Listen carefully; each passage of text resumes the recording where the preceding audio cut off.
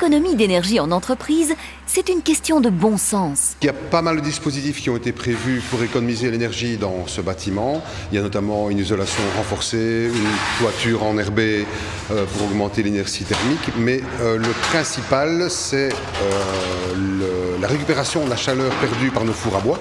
Donc ces fours à bois étant très lourds, 160 tonnes pour les deux fours, ils restent chauds en permanence.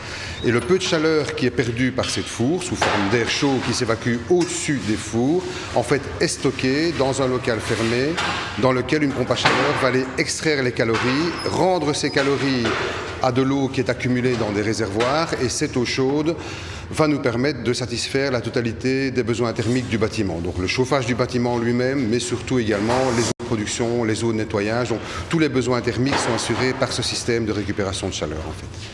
Et pour chauffer les fours, vous faites comment ?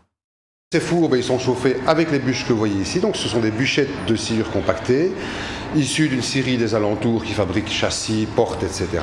Ce bois propre est simplement aggloméré en le compressant. Donc il n'y a aucun liant.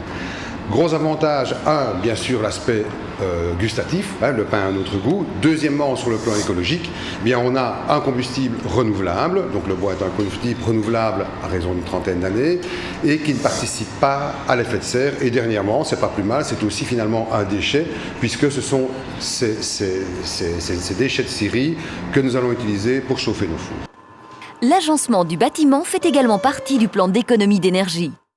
Effectivement, c'est souvent quelque chose qu'on oublie et qui permet une économie. Un exemple ici, en plaçant les pièces genre pâtisserie où il doit faire plutôt frais, éloigné des fours, ça évite d'installer un système de refroidissement.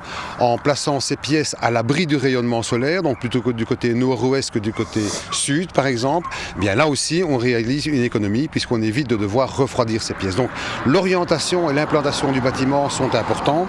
Nous avons également aussi des dispositifs, je dirais, écologiques à l'extérieur du bâtiment, puisque par exemple là où nous sommes, il s'agit d'un lagunage, donc une épuration par les plantes des eaux usées, eaux brunes et eaux grises que nous produisons.